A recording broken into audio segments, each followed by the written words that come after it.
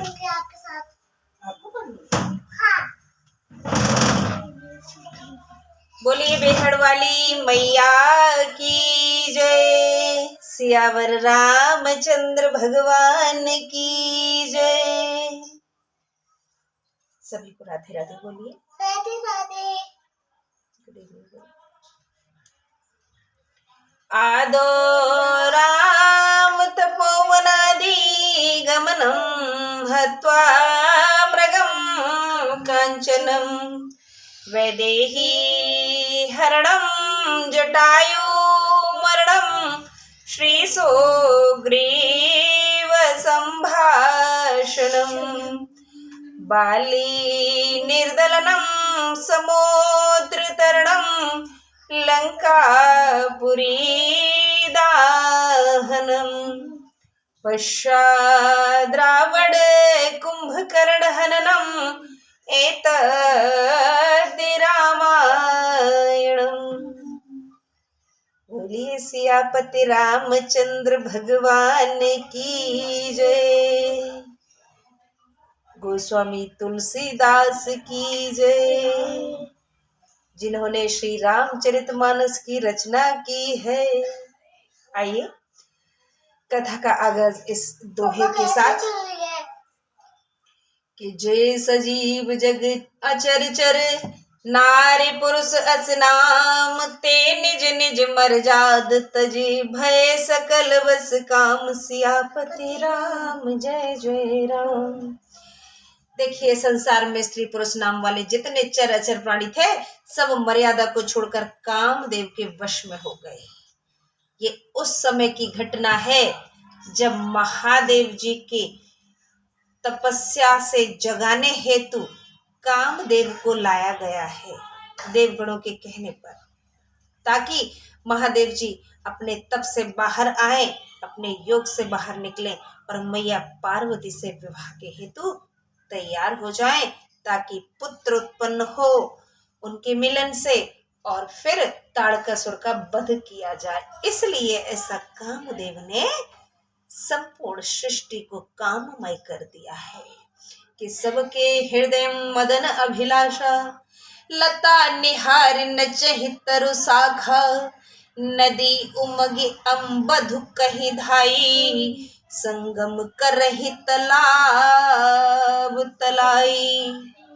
सबके हृदय में काम की इच्छा हुई, लताओं को देखकर वृक्षों की शाखाएं झुकने लगी हैं। देखिए पेड़ों की शाखाएं लताओं अर्थात बेलों को देख करके उनकी तरफ उमड़ पड़ी है, झुकने लगी है। जिस प्रकार जवान बच्चे और बच्चियां एक उम्र के पड़ाव पर आते हैं तो कई बार उनके कदम बहक जाते हैं। कुछ ऐसे ही कंडीशन हो गई है जड़ तत्वों की। नदियां उमड़कर समुद्र की ओर दौड़ी हैं और ताल तलैया भी आपस में मिलने के लिए आतुर हैं कि जह असी दशा जड़न के बरनी को कैस कैस चेतन करनी पशु पक्षी नभ जल थलचारी भय काम बस समय विसारी। जब जड़ वस्तुओं की ऐसी दशा कही गई है तब चेतन जीवों की करनी कौन कह सकता है भला। आकाश जल और पृथ्वी पर रहने वाले पशु पक्षी भी समय भूलकर काम के अधीन हो गए हैं। निश्चित समय का कोई भान नहीं किसी को भी, बस काम के वश में हो गए हैं, कामांध हो गए हैं सबके सब। हरे माया विचित्र है, ये भी हरे माया ही तो है। मदन अंध व्याकुल सब लोका निस दिन नहीं अवलोक कहीं को का देव दनुज नर किन्नर व्याला प्रेत पिशाच भूत बेताला। कामंद होकर सब लोग व्याकुल हो गए, चकवी चकवा भी रात दिन नहीं देखते हैं। देव दैत्य मनुष्य किन्नर सर्प प्रेत पिशाच भूत और वेताल सब काम के वश में हो गए हैं। इनके दसान कहे बखानी, सदा काम के घेरे जानी। सेद विरक्त महामुनि जोगी, ते पे काम बस भये वियोगी। सदा काम के चेरे जानी, ते पे काम बस भये वियोगी। इनको सदैव कामदेव के दास जानकर इनकी दशा मैंने कुछ कही नहीं। सिद्ध विरक्त महामुनि तथा योगी भी काम के वश में हो गए हैं। गोस्वामी जी कहते हैं कि ये तो काम के वश में है, इनकी दशा का मैं क्या वर्णन करूं। जो पराये बंधन में हो, जो गुलामी की जंजीरों से जकड़ा हुआ हो, उसके विषय में ज्यादा कुछ कहना उचित नहीं, क्योंकि वे सब कामदेव के अधीन हो चुके थे। उन्हें तो भान ही नहीं है सही गलत समय का, अच्छे बुरे का, दिन रात का पता नहीं चल रहा है। बस कामांध हो चुके हैं, क्योंकि वो कामदेव के वश में हो गए हैं। इसलिए गोस्वामी जी ने कोई तंज नहीं कसा है किसी पर भी, बस थोड़ा सा वर्णन किया है। छंद है कि भय काम बस जोगी, तापस पावरिन की को कहे।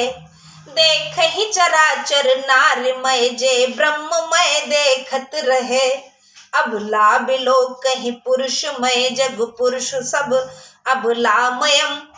दुई दंड भरे ब्रह्मांड, भीतर काम कृत कौतुक अयम। जब योगी और तपस्वी ही काम के वश हो गए, तब दुराचारियों की दशा कौन कह सकता है। योगी और तपस्वी काम के अधीन हो गए हैं, जो कि दूर दूर तक कहीं काम के विषय में सोचते भी नहीं हैं, तो उन दुराचारियों के विषय में बात ही क्या करनी। जो सब चराचर हो ब्रह्ममय देखते थे, वे सबको स्त्रीमय देखने लगे हैं। ब्रह्ममय देखने वाले अर्थात सिर्फ और सिर्फ ईश्वर का ध्यान करने वाले आज स्त्रीमय हो गए। उन्हें सिर्फ और सिर्फ स्त्रियां ही दिख रही हैं, नारियां ही दिख रही हैं, और कुछ नहीं दिखता है उनको। ये प्रभु की लीला है। स्त्रियां सबको पुरुषमय देखने लगी हैं, जहां देखती हैं उनको पुरुष नजर आते हैं। पशु पक्षी पेड़ पौधे, सामने आई वस्तु में भी पुरुष नजर आ रहा है। सबको स्त्रीमय देखने लगे हैं पुरुष, और स्त्रियां देखने लगी हैं पुरुषमय सबको। 2 घड़ी तक सारे ब्रह्मांड के बीच कामदेव ने यही खेल खेला है। 2 घड़ी में, मात्र 2 घड़ी में ऐसा हो गया है, ज्यादा नहीं। धरी न काहू धीर, सबके मन मन सिज हरे। जे राखे रघुबीर, ते उबरे ते ही काल महु। किसी ने धीरज नहीं रखा, सबके मन कामदेव ने हर लिए। जिसकी रघुनाथ जी ने रक्षा की, वे ही उस समय बच पाए। इसीलिए कहा गया है कि जब रास्ते से भटकते हुए हम होते हैं, उस वक्त राम नाम जप लीजिए, ईश्वर भक्ति कर लीजिए, भटकाव से बच जाएंगे। उस वक्त भी जिन्होंने रघुनाथ जी का स्मरण किया है, वो इस उत्सुकता, इस लालसा से और काममय स्थिति से बच गए हैं। हाँ, जिन्होंने भी रघुनाथ जी का ध्यान किया था, वो कामंद नहीं हुए थे, वो काम के वश में नहीं हो पाए थे। यही वजह थी महादेव जी रघुनाथ जी का भजन कर रहे थे, तपस्या में लीन थे, तो वो नहीं जगे। उनका किसी ने कुछ नहीं बिगाड़ पाया, कामदेव उन पर कोई असर नहीं छोड़ पाए। सिबहि बिलो कि संस के उमारु, भयो जथाथिति सब संसारु। उभय घरी अस कौतुक भयो, जो लगी काम संभु पै गयो। 2 घड़ी तक ऐसा ही खेल हुआ। अब कामदेव शिव जी के पास पहुंच गया है। जब शिव जी को देखकर कामदेव सकुचाया, तब संसार ज्यों का त्यों ठहर गया। देखिए मेरे महादेव की लीला। कामदेव महादेव के सामने आते ही संकोच वश सिकुड़ गया है। मेरे महादेव से काम कोसों दूर है। ईश्वर का ही रचाया हुआ ईश्वर को कैसे भला झुका सकता है। भय तुरत सब जीव सुखारे, जिमि मद उतरी गए मतवारे। रुद्र देखी मदन भय माना, दुराधर्ष दुर्गम भगवाना। तुरंत ही सब जीव सुखी हो गए, जैसे नशा उतर जाने से मत वाले सुखी हो जाते हैं। परम अजय और दुर्गम रुद्र भगवान शिव जी को देखकर कामदेव डर गया है। कामंध व्यक्ति महादेव के सामने कामंध नहीं रहता। कामदेव भी डर गया। स्वयं कामदेव महादेव के सामने पहुंचते ही गिगी बंध गई है कामदेव की, तो कुछ बोल नहीं सका है। सुध बुध खो बैठा है कि फेरत लाज कछु कर नहीं जाई, मरन उठाने मन रच से उपाई। प्रगटे से तुरत रुचिर ऋतु राजा, कुसुमित नव तरु राज विराजा। लौटने में लाज उत्पन्न हुई और कुछ करते बनता नहीं है। हक्के बक्के रह गया है कामदेव। तब अपना मरना मन में ठान कर उसने उपाय रचा। तुरंत सुंदर ऋतु को प्रकट किया। नए नए पत्ते फूल और वृक्ष उत्पन्न हो गए। वन उपवन बापिका तड़ागा, परम सुभग सब दिशा विभागा। जह तह जनु उमगत अनुरागा, देखी मुए हूँ मन मन सिज जागा। वन उपवन और बावली सरोवर में दिशाएं बहुत सुंदर हो गए। जहां तहां मनो प्रेम उमड़ने लगा, जिसको देखकर बूढ़ों के मन में भी कामदेव जाग उठा।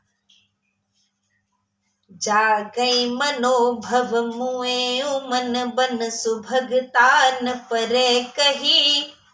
शीतल सुगंध सुमंद मारुत मदन अनल सखा सही।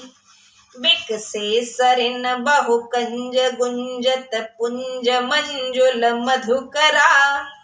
कल हंस पिक सुख सरस रब कर गान नाचहि अपछरा। वन की सुंदरता कहते नहीं बनती, जिसे देख मरे मनों में भी कामदेव जाग उठा है। काम रूपी अग्नि का सच्चा मित्र शीतल मंद सुगंधित पवन चलने लगा है। ठंडी ठंडी समीर बहने लगी है। सरोवरों में अनेकों कमल खिल गए, जिन पर सुंदर भौरों के झुंड गुंजार करने लगे हैं। सुंदर हंस कोयल और तोते रसीली बोली बोलने लगे। अप्सराएं गा गा करके नाचने लगी हैं। ऐसी बसंत की महिमा देखने को मिल रही है। कैलाश पर जहां महादेव तपस्या में लीन है। सकल कला कर कोटि विधि, हारे उसेन समेत। चली नय चल समाधि शिव को प्यो हृदय निकेत। सियापति राम जय जय राम। तब करोड़ों प्रकार से सब कलाएं करके कामदेव हार गया, पर शिव जी की अटल समाधि न टूटी। तब कामदेव क्रोधित हो उठा है। मेरे महादेव श्री हरि के अवतार भगवान श्री राम का स्मरण कर रहे थे। ऐसी है राम कथा, ऐसा है श्री राम नाम। एक बार जब राम नाम में आप डूब जाते हो, तो स्वयं साक्षात कामदेव भी आपका कुछ नहीं बिगाड़ सकता है। इसीलिए पवित्र और पाक है ये हमारी राम कथा। बोलिए सियापति रामचंद्र भगवान की जय। और उनके चरित्र को लिखने वाले गोस्वामी तुलसीदास की भी जय जय।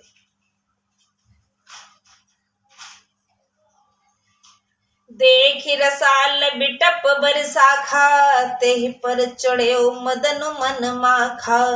सुमन चाप निज सर संधाने, अतिरसता के श्रवण लगी ताने। आम के वृक्ष की ओर सुंदर शाखा को देखकर उसी पर मन में क्रोध से भरा कामदेव चढ़ गया। वहां फूलों के धनुष पर अपने बाण चढ़ाए और बहुत क्रोध से निशाना ताक कर कानों तक धनुष तान लिया। प्रत्याचा चढ़ा दिए धनुष पर कामदेव ने और इस कदर ताना है, अपने कानों तक पीछे खींच लिया है।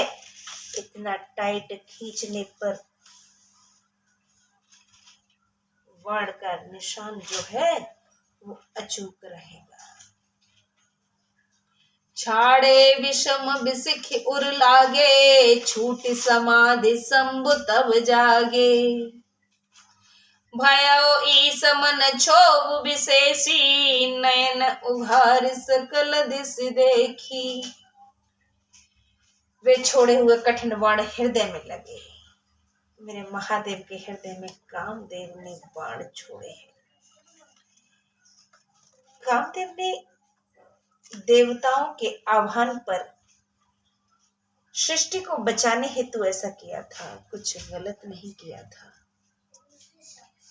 परहित में यदि कुछ ऐसा काम करना पड़ जाए जो नीति के विरुद्ध हो तो ईश्वर उससे गलत नहीं मानते। वो एक अलग बात है कि उसके कुछ दुष्परिणाम देखने को मिल सकते हैं, जैसे कि कामदेव को अपना शरीर त्यागना पड़ा। छोड़े हुए कठिन बाण हृदय में लगे तब शिव जी की समाधि टूट गई, वे जाग गए। उस समय शिव जी के मन में बड़ा क्षोभ हुआ। उन्होंने आंखें खोलकर सब की ओर देखा। सौरभ पल्लव मदन बिलोका, भय कोप कंपे उतरे लोका। तव सेवती सर नयन उभारा, चितवत काम भय जरि जारा।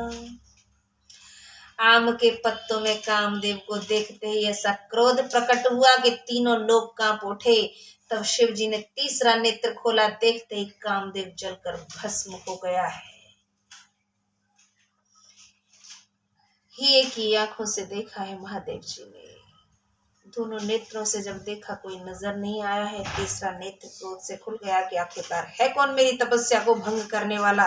और जैसे ही त्रिनेत्रधारी का तीसरा नेत्र खुला है, कामदेव को आम के पत्तों में छुपा हुआ पाकर एकदम क्रोध जाग गया। कामदेव जलकर भस्म हो गया है। हाहाकार भयो जग भारी, डर पे सुर भय असुर सुखारी। समुझ काम सुख सोचे भोगी, भय अकंटक साधक जोगी। जगत में बड़ा हाहाकार हुआ, देवता डर गए और दैत्य सुखी हो गए। भाई हाहाकार जब मचता है, साधारण इंसान जब डरता है तो दैत्यों को तो सुकून मिलता है, शांति मिलती है। असुर सुखी हो गए कि कैसी त्राहिमाम मची हुई है। कामदेव सुख को याद करके भोगी लोग सोच करने लगे और योगी साधक निडर हुए हैं। कामदेव सुख को याद करके भोगी लोग सोच करने लगे हैं कि ये दशा होती है काम की। भस्म हो गया। और योगी साधक डर गए हैं कि नहीं नहीं नहीं, हम तो दूर रहेंगे काम से। हमें नहीं ऐसे काम के वश में पड़ना है, ऐसे चक्कर में पड़ना है। हम भी भस्म हो जाएंगे महादेव जी की दृष्टि हम पर पड़ी तो।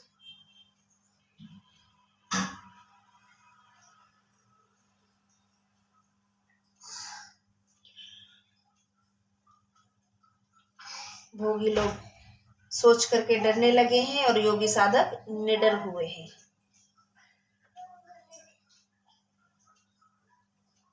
आगे छंद पढ़ते हैं कि जोगी अकंटक भये, पति गति सुनत रति मूर्खित भई।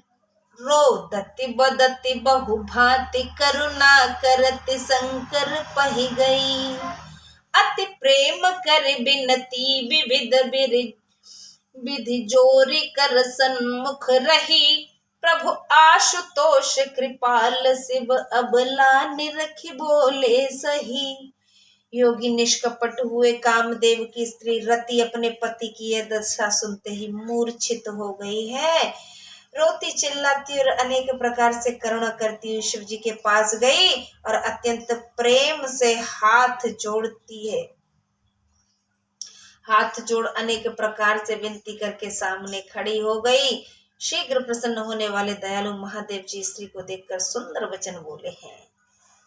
महादेव जी क्या बोले हैं, बड़ा ही मार्मिक दृष्टांत रहेगा आगे का। आगे की कथा अगले एपिसोड में होगी। आज की कथा को यहीं विराम देते हैं। कामदेव वाला जो एपिसोड है यहीं संपन्न होता है। रति का रोना बिलखना महादेव जी के सामने रहेगा। मेरे महादेव बड़े ही दयालु हैं, स्त्रियों को रोते बिलखते वो नहीं देख सकते। इनफैक्ट वो किसी को भी रोते बिलखते नहीं देख सकते हैं। दया भाव से कामदेव को वो उस वक्त जीवित तो नहीं कर सकेंगे, लेकिन आगे कहाँ जन्म उन्हें मिलेगा इस विषय में बताएंगे।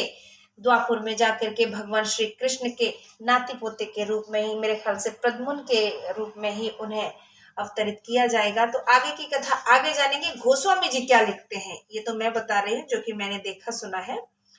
बड़ी ही आनंददायक रहेगी राम कथा। आगे का वर्णन बड़ा ही मन को प्रसन्न करने वाला होगा। राम कथा है ही इस प्रकार की।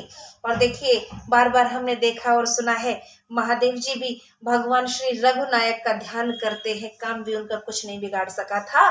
तो हमें भी चाहिए कि हम राम नाम रटते रहें, ताकि इस सांसारिक मोह माया से बचे रहें। बोलिए राधे राधे।